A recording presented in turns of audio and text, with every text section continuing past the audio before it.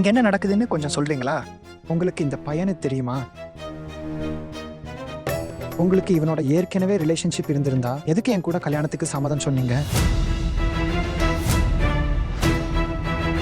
கண்டிப்பா நான் எந்த ஒரு தப்பும் பண்ணல. என்ன நம்புங்க அர்ஜுன், உண்மையா நான் எதுவுமே பண்ணல. ஆனா நான் உங்களை முழுசா நம்பணும்னு தான் நினைக்கிறேன். அதுக்கு நீங்க நடந்த எல்லா விஷயத்தையும் என்கிட்ட மறைக்காம வெளிப்படையா உண்மையை மட்டும் சொல்லணும். இல்ல அப்படின்னா நான் உங்களை நம்புறது எனக்கு ரொம்ப கஷ்டமா போயிடும். அட இவகிட்ட கேட்டு என்ன பிரயோஜனம்? அட இவ உங்ககிட்ட சொல்லணும்னு நினைச்சிருந்தா மேரேஜ் முடிவாகிறதுக்கு முன்னே சொல்லிருப்பாளே. இவ என்கிட்ட கல்யாணம் பண்ணிக்கதா சத்தியம் பண்ணி இருந்தா அதனாலதான் கல்யாண ஊர்வலத்தோட இங்க வந்து நிக்கிறேன். ஆனா எப்போ நீங்க இவளோட வாழ்க்கையில வந்தீங்களோ இவ அப்பவே என்கிட்ட இருந்து விலகிட்டா. நான் தான் பழசா போயிட்டேனே. ஆனா அவ அதுக்கு முன்னாடி என் கூட தான் எல்லாமே. ஆமா, அதாவது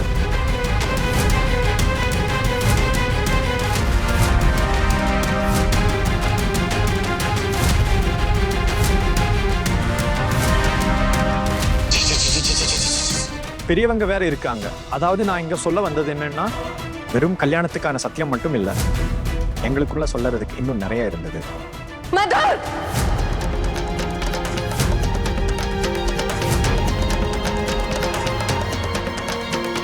கடை என்னோட ஆனா டார்லிங், இப்ப எதுக்கு இவ்வளவு கோவப்படுறேன்? இல்ல, அதாவது நான் என்ன சொல்ல வரேன்னா, உங்களுக்கு புரியுதில்ல. அதோட மட்டும் இல்லை, நீங்க பார்க்க நல்லா விவரமானவரா தெரியுறீங்க. உங்க வீட்டாளுங்க எல்லாரும் எங்க? கொஞ்சம் ரவுடி பசங்களை கூட்டிக்கிட்டு கல்யாணம் பண்ண வந்திருக்கீங்க. இப்படி யாராவது கல்யாணம் பண்ண வருவாங்களா? அவங்கள பார்க்க உங்க நண்பர்கள் மாதிரியும் தெரியலையே. சரியா சொன்னீங்க.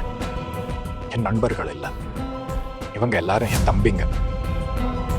இப்ப பாத்தியா நான் அப்பவே சொன்னேன்ல, இவன் நம்பர் 1 கிரிமினல்னு. நியூஸ் பேப்பர்ல இவன் போட்டோ வந்திருக்கு.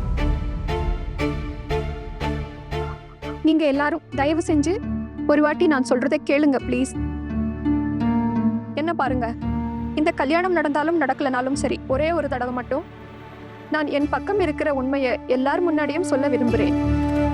என் பக்கம் இருக்கிற உண்மையை கேட்ட அப்புறமும் இந்த கல்யாணத்தை நிறுத்தணும்னு உங்களுக்கு தோணுச்சுன்னா நீங்க தாராளமா இந்த கல்யாணத்தை நிறுத்திடுங்க. உங்க ஊர்வலத்தை திருப்பிட்டு போங்க. ஏதாவது சொல்லணும்னா ஏன் முன்னாடியே எங்க கிட்ட சொல்லல? இப்பதான் உண்மை சொல்லணும்னு ஞாபகம் வந்திருக்கு போல இவங்களுக்கு. முன்னாடியே எங்ககிட்ட ஏன் சொல்லல இந்த உண்மையை? இவ்வளவு பெரிய உண்மையை நீ, உங்க அம்மா, உன் குடும்பம்னு எல்லாரும் சேர்ந்து எங்க கிட்ட மறைச்சிட்டீங்க. ஏன்? ஏன்னா உங்க எல்லாருக்கும் இப்போ ரொம்ப அவசரம். எப்படியாவது உங்களோட குடும்பத்து பாரத்தை நீங்க என் தம்பி தலையில கட்டிடணும்னு உங்களுக்கு அவசரம். அப்பாவி பையன் கிடைச்சான்னு அவனை பலியாடு ஆக்கிட்டீங்களா? அண்ணா தயவு செஞ்சு ஒரு வாட்டி ஆஹானா என்னதான் சொல்றாங்கன்னு கேட்போமே. கல்யாணம் நடக்குமா இல்லையாங்கிறது அப்புறம் பார்த்துக்கலாம். ஆனா ஒரு வாட்டி முழு விஷயம் என்னன்னு தெரியட்டுமே அண்ணா. முகூர்த்த நேரம் வேற போய்கிட்டே இருக்கு ஐயா. அட அந்த முகூர்த்தம் நாசமா போகட்டும். இப்படிப்பட்ட பொண்ணுக்கு இப்படித்தான் நடக்கணும். முகூர்த்தம் போகட்டும், விடுங்க. அட முகூர்த்தம் எப்படி அப்படியே போயிடும். மாப்பிள்ளை தயாரா தானே இருக்கேன். அப்புறம் என்ன, உங்க எல்லாரோட சம்மதம் மட்டும்தான் வேணும். நீங்க உங்களோட பொண்ணா என்னோட பொண்டாட்டியா ஏத்துக்க சொல்லுங்க. நீ எங்க பாரு, ஆனா இந்த சாக்லேட் பாய் கூடலாம் இனிமே உனக்கு கல்யாணம் நடக்காது. நீ வா, நானும் நீயும் ஒன்னா போய் மணமேடையில உட்காரலாம். வா.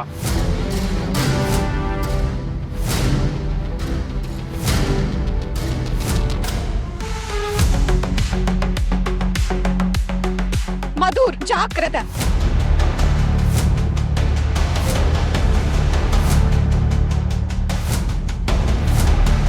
ஜாக்கிரதை. என் பக்கத்துல இப்போ நீ மட்டும் ஒரு அடி எடுத்து வச்சாலும் நான் உடனே செத்துருவேன். என்ன ஆனாலும் சரி, நான் உன்னை கண்டிப்பா கல்யாணம் பண்ணிக்க மாட்டேன். என் கூட கல்யாணம் நடக்கும்னு உன் கனவுல கூட நீ நினைக்காத. நான் உங்களை கேட்டேன்ல, உங்க வீட்டாளுங்க எல்லாம் எங்க? உனக்கு இவ கூட கல்யாணம் நிச்சயதார்த்தம் ஆயிருந்தா ஏன் உங்க வீட்டுல இருந்து யாரும் இங்க வரல? இது ஒரு லவ் மேரேஜ் நண்பா. என் வீட்டு ஆளுங்க எல்லாம் இவ கூட எனக்கு கல்யாணம் பண்ணி வைக்க சம்மதம் தரவே இல்லை.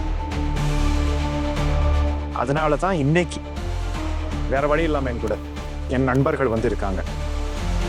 அவங்க அண்ணனோட கல்யாண ஊர்வலத்தை எடுத்து நடத்த. அது மட்டும் இல்லாம சடங்குகள் எல்லாம் முடிஞ்சதும் அஹானாவை என் பிளாட்டுக்கு கூட்டிட்டு போயிருவேன்ல. அதுக்காகத்தான் நானே பிளாட் வாங்கியிருந்தேன். 3 BHK வாங்கியிருக்கேன். இவ ஏற்கனவே அதை பார்த்துருக்கா. முன்னாடி எல்லாம் அங்கதானே வருவா, எப்பவுமே என்ன பார்க்க. நீ முதல்ல நிறுத்து மதுர். இனிமே ஒரு பொய் கூட சொல்ல முடியாது. நீ ரொம்ப ஓவரா போயிட்டே இருக்க. இவ்வளவு நாளா நீ ஜெயிலுக்குள்ள இருந்த, ஆனாலும் நீ கொஞ்சம் கூட திருந்தவே இல்லை, அப்படித்தானே? நீ என்ன நினைச்சிட்டே இருக்க? நீ இங்க வந்து உன் மனசுக்கு என்ன தோணுதோ அதெல்லாம் பேசுவ. அப்புறம் நான் அமைதியா இருப்பேன்னு நினைச்சியா? நான் இன்னைக்கு உன்னை கண்டிப்பா சும்மா விட மாட்டேன். என் ஃப்ரெண்டோட அப்பா உயிரோட இல்ல அப்படிங்கிறதுக்காக நீ வந்து உன்னை எதிர்க்க யாரும் இல்லைன்னு நினைச்சிட்டு இருக்கியா? உனக்கே தெரியலையா நீ பெரிய தப்பு பண்ற? நீ வாயமோடு. உன்னோட தேவையில்லாத பேச்சையெல்லாம் இப்பவே நீ நிறுத்திக்கோ. எதுவும் பேசாம கொஞ்சம் என் கூட வந்து மனமேடையில மட்டும் உட்காரு. ஓ ஹீரோனிங்க, எல்லாத்தையும் பார்த்துட்டீங்கல்ல, இவளோட தான் எனக்கு கல்யாணம் நிச்சயமா இருக்கு. இப்ப ஏன் நின்னுட்டு இருக்க? டின்னர் சாப்பிட்டு போறதா உத்தேசமா? போங்க போங்க, உங்க வீட்டுக்கு போங்க. உங்களுக்காக போய் வேற நல்லவரனா பாருங்க. எப்படியும் இந்த உறவு உங்களுக்கு ஒத்து வராது. நான் சொல்றத நம்புங்க. நான் ரொம்ப ரொம்ப மோசமான கேரக்டர் உள்ள ஆளு. சரி, இப்போ ஒரு பேச்சுக்கு தப்பி தவறி கூட இந்த நேரத்துல உங்க 2 பேருக்கும் இங்க கல்யாணம் நடந்துட்டா கூட அப்பவும் இவ பின்னாடி வர்றதை நான் விடவே மாட்டேன். வேதாளம் மாதிரி உங்க எல்லாரும் வாழ்க்கையிலையும் நான் கண்டிப்பா ஒட்டிட்டு இருப்பேன். எதுக்கு எங்களோட டிராமால எல்லாம் நீங்க நுழையிறீங்க? போங்க போங்க, வீட்டுக்கு போங்க. அக்கா அக்கா, அர்ஜுனை திரும்பி வர சொல்லுங்க. இப்படி நின்னுட்டு அசிங்கப்படுறதுல என்ன அர்த்தம் இருக்கு? நீ கொஞ்சம் சும்மா இரு சின்னவளே. என்ன நடக்குதுன்னு கொஞ்சம் பார்க்க விடு. அஹானா என்ன சொல்றான்னு பாப்போம். அப்போதானே தெரியும் விவகாரம் என்னன்னு. எல்லாமே தண்ணி மாதிரி தெளிவா இருக்குல்ல. அந்த பையன் இப்போ என்ன சொன்னான்னு நீ கேட்கல. அவன் பேசுறத கேட்டா கண்டிப்பா அவங்களுக்குள்ள ஏதோ இருக்குன்னு தோணுது. இல்லனா இப்படி யாராவது திடீர்னு வந்து நிப்பாங்களா? அஹானா, நீங்க உங்க தரப்பு நியாயத்தை சொல்லுங்க. ஆனா நாங்க உங்க பேச்சை நம்புவோமா இல்லையாங்கிறது நீங்க சொல்றதை கேட்டதுக்கு அப்புறம் தான் முடிவு பண்ணுவோம். அதுவும் இல்லாம நீங்க உண்மைதான் சொல்றீங்களான்னு நாங்களும் சரி பார்க்கணும்ல. அதுக்கப்புறம் என் குடும்பத்துல எல்லாருக்கும் சம்மதமா அப்படிங்கறத அவங்க தான் முடிவு எடுப்பாங்க. அப்பதான் நாம இந்த கல்யாணத்தை பண்ண முடியும். ஐ எம் சாரி அஹானா, ஆனா இப்போ என் கையில எதுவுமே இல்லை. நீங்க இந்த விஷயத்தை என்கிட்ட சொல்லி இருக்கணும். நீங்க என்கிட்ட மறைச்சிருக்க கூடாது அஹானா. நான் உங்ககிட்ட எந்த விஷயத்தையும் மறைக்கல. உங்ககிட்ட நான் சொல்லுற அளவுக்கு இது அவ்வளவு ரொம்ப பெரிய முக்கியமான விஷயம் இல்லைன்னு தான் நான் நினைச்சேன். யார் எனக்கு என்ன செஞ்சாங்க, யாருக்கு நான் என்ன தண்டனை வாங்கி கொடுத்தேன், இன்னைக்கு இது இவ்வளோ முக்கியமானதா மாறும்னு நான் நினைச்சே பார்க்கல. இன்னைக்கு காலையில எப்போ இவன் ஏதோ தில்லு முள்ளு பண்ணுவான்னு தோணுச்சோம், அப்பவே நான் உங்களுக்கு ஃபோன் பண்ணேன் இத சொல்லதான்.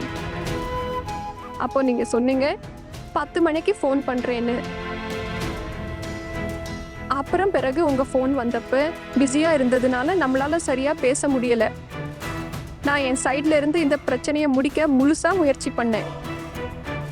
நான் நினைச்சேன் ஒருவேளை இன்னைக்கு இங்க வர்ற அளவுக்கு இவனுக்கு தைரியம் இருக்காதுன்னு. ஆனா நான் உங்ககிட்ட எந்த விஷயத்தையும் மறைக்கல அர்ஜுன். எனக்கு நேரம் கிடைக்காததுனால தான் இதையெல்லாம் உங்ககிட்ட சொல்ல முடியல. அஹானா, இவ்வளவு பெரிய விஷயத்தை என்கிட்ட சொல்றது ரொம்ப முக்கியம். அர்ஜுன், இப்போ இதெல்லாம் பேசி என்ன ஆக போகுது? இன்னும் இவளை கல்யாணம் பண்ணிக்கணும்னா நீ பண்ணிக்கோ. ஆனா நாங்க திரும்பி போறோம். எங்களால நிக்க முடியாது. ஏற்கனவே போதுமான அளவு அசிங்கப்பட்டாச்சு. சரியா சொன்னீங்க வருங்காலம் மைத்துனரே. போங்க, பை பாய். மாப்பிள்ள, நான் கையெடுத்து கும்பிடுறேன். இப்படி பண்ணாதீங்க. ஒரு வாட்டி அஹானா என்ன சொல்றான்னு கொஞ்சம் கேளுங்களேன் மாப்பிள்ள. இந்த ஊர்வலத்தை திருப்பி அனுப்பாதீங்க. ஒரு வாட்டி அவ சொல்றத கேளுங்க மாப்பிள்ள. அதுக்கு அப்புறம் உங்களுக்கு எது சரின்னு தோணுதோ அதை பண்ணுங்க. அட விடுங்க, உங்களுக்கு உண்மை தெரியல. மாப்பிள்ள, எப்போ என் தம்பி இந்த உலகத்தை விட்டு போனானோ அப்போ இவங்களுக்கு நான் அடைக்கலம் கொடுத்தேன், தங்கறதுக்கு இடம் கொடுத்தேன், சாப்பிட சாப்பாடு போட்டேன். அதுக்கு பதிலா இன்னைக்கு எங்களுக்கு கிடைச்சது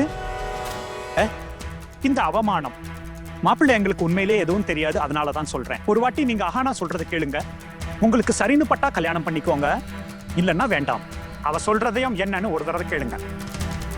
நீங்க ஊர்வலத்தை திருப்பிக்கிட்டு போயிட்டீங்கன்னா இவங்க 2 பேரையும் வீட்டை விட்டு துரத்திடுவேன்.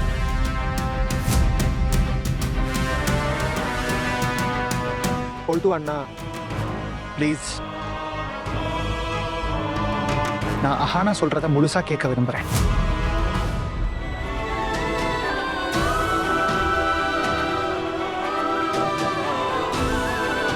அஹானா சொல்லுங்க. சொல்றதுக்கு என்ன இருக்கு? இதெல்லாம் விடுங்க, என்கிட்ட டைம் இல்லை. என்கிட்ட டைம் இருக்கு. அப்புறம் அஹானா சொல்றத கேட்கறது ரொம்ப முக்கியம். நீ என்ன நினைச்ச?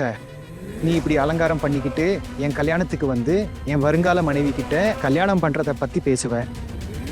இதையெல்லாம் கேட்டுட்டு நான் பயந்து போய் இங்கிருந்து போயிடுவேனா? அப்படி கண்டிப்பா நடக்காது.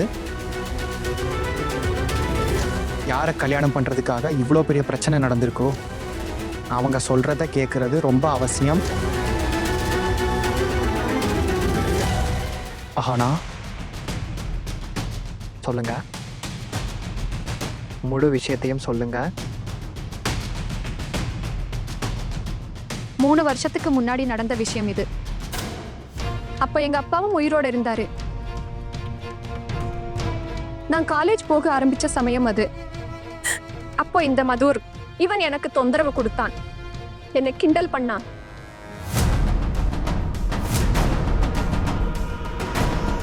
நான் ரொம்ப முயற்சி பண்ணேன் இவன் பண்றதெல்லாம் கண்டுக்காம இருக்க. ஆனா ஒரு நாள் திடீர்னு இவன் என்கிட்ட கல்யாணம் பண்ணிக்கிறியான்னு கேட்டான். நான் உடனே மறுத்துட்டேன். அதுக்கப்புறம் இவன் என்ன தொல்லை பண்ண ஆரம்பிச்சிட்டான். நான் எங்க போனாலும் என் பின்னாடியே வந்தான்.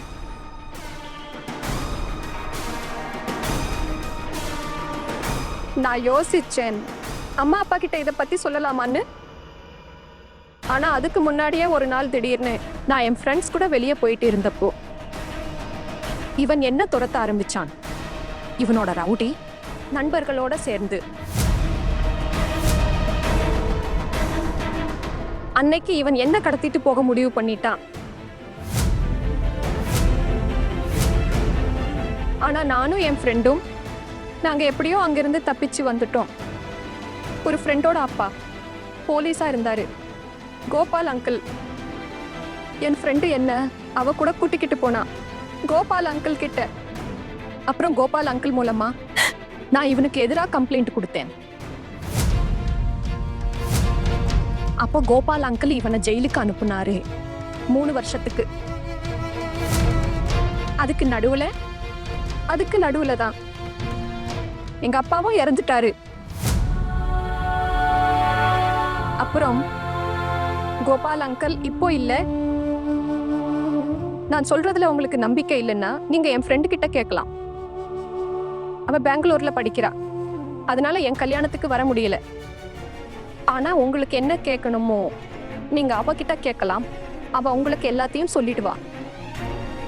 ஜெயில இருந்து வந்ததும் நேத்து இவனுக்கு ஃபோன் பண்ணான். முதல்ல நான் இவன் பேச்சை அவ்வளோ சீரியஸா எடுத்துக்கல. ஆனா இன்னைக்கு காலையில இருந்து இவன் என்ன மிரட்டிட்டு இருக்கான். என் வாழ்க்கையை அழிச்சுடுவேன்னு சொல்றான். நான் இவன் வாழ்க்கையை அழிச்ச மாதிரி. அப்பதான் நான் உங்களுக்கு ஃபோன் பண்ணேன். அர்ஜுன், நான் உங்ககிட்ட ஒரு முக்கியமான விஷயம் பேசணும். நான் என்ன சொல்ல வந்தேன்னா, ஆமா எனக்கு புரிஞ்சிருச்சு. இப்ப நீங்களே முடிவு பண்ணுங்க. இதுல என் மேல என்ன தப்பு இருக்குன்னு சொல்லுங்க. யாராவது உங்ககிட்ட தப்பா நடந்துக்கிட்டா நீங்க அவங்களுக்கு தண்டனை வாங்கி கொடுக்க மாட்டீங்களா? எனக்கும் இவனுக்கும் எந்த ரிலேஷன்ஷிப்பும் இல்ல. இவன் பேருக்கு தான் என்ன கல்யாணம் பண்ணிக்கணும்னு சொல்றான். ஏன்னா அப்பதான் என் கூட தப்பான உறவு வச்சுக்கலாம்னு. காலையில இருந்து இவன் ரவுடிகளை என் வீட்டுக்கு அனுப்புறான். இவனோட ஆளுங்க என்னை மிரட்டி எங்க இருந்து கூட்டிட்டு போக பாக்குறாங்க. நீங்க எப்ப மஞ்சள் எடுத்துட்டு வந்தீங்களோ அப்பவும் இவன் அனுப்புன ஆளுகிட்ட தான் நான் பேசிட்டு இருந்தேன். நம்ம கல்யாண நேரத்துல எந்த பிரச்சனையும் வரக்கூடாதுன்னு. அதோ அந்த ஆளுதான் வந்திருந்தான். என்னை இங்கிருந்து ஏதோ ரிசார்ட்டுக்கு கூட்டிட்டு போக.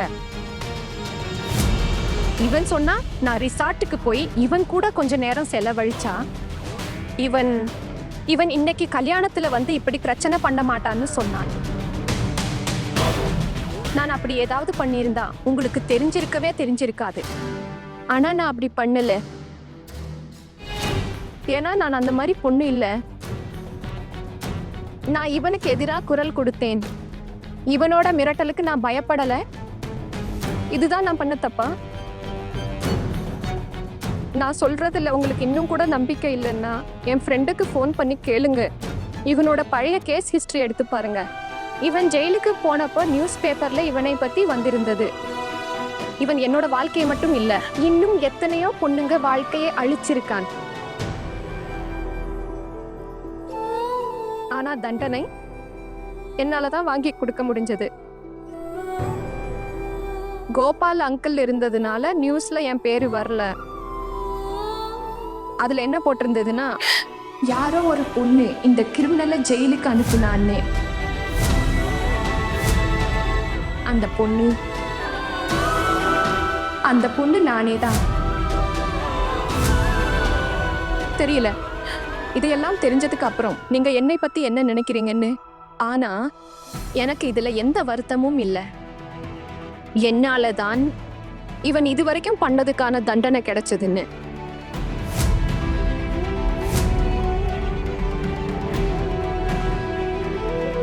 இப்போ எல்லாமே உங்க கையில தான் இருக்கு அர்ஜுன். இந்த கல்யாணத்தை நிறுத்துற அளவுக்கு எனக்கு தகுதி இல்லை. எனக்கு அந்த தகுதி இருந்திருந்தா நான் உங்களை எப்பவும் கஷ்டப்படுத்தி இருக்க மாட்டேன். உங்ககிட்ட சொல்லியிருப்பேன்.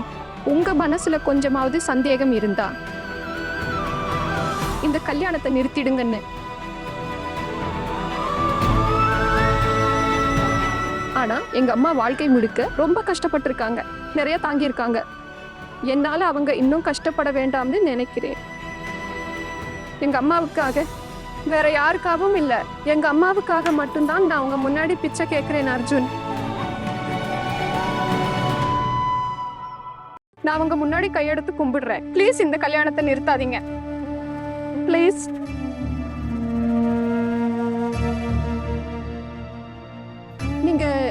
நீங்க என்ன சொன்னாலும் நான் அப்படியே செய்யறேன். எப்படி இருக்க சொல்றீங்களோ அப்படியே இருப்பேன். ஆனா ப்ளீஸ் ப்ளீஸ் இந்த கல்யாணத்தை நிறுத்தாதீங்க. Please please.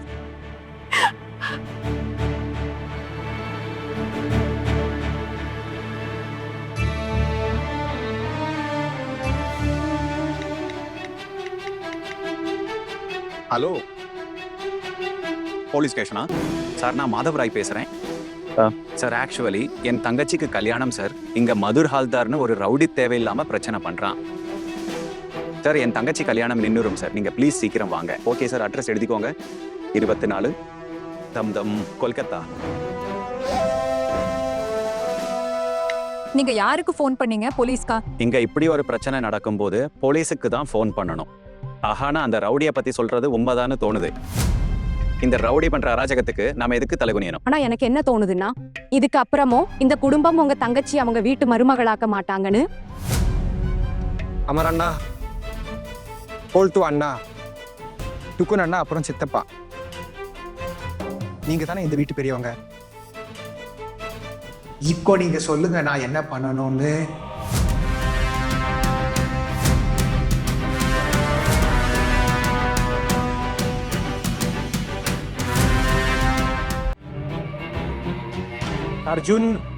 அர்ஜுன், நான் இந்த கல்யாணத்துக்கு எதிரா இருக்கேன்.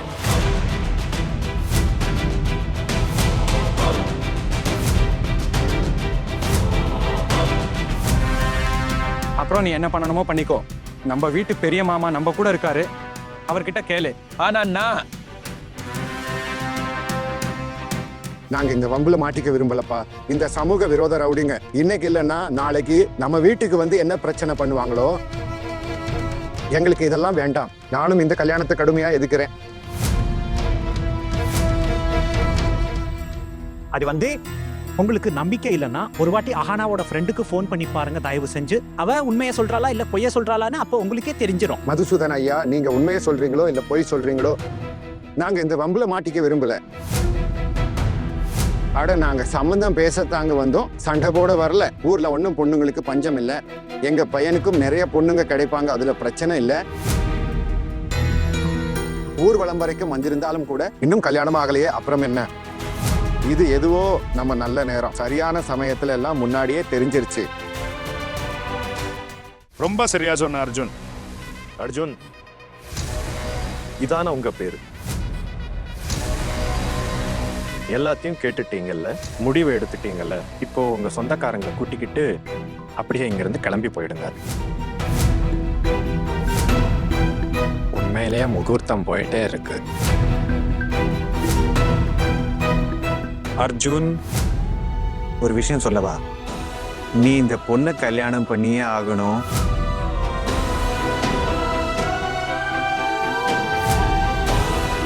தப்புக்கு எதிராக இவ்வளவு தைரியமா குரல் கொடுத்திருக்கா இந்த பொண்ணு. நீ இப்படிப்பட்ட பொண்ணை விடக்கூடாது.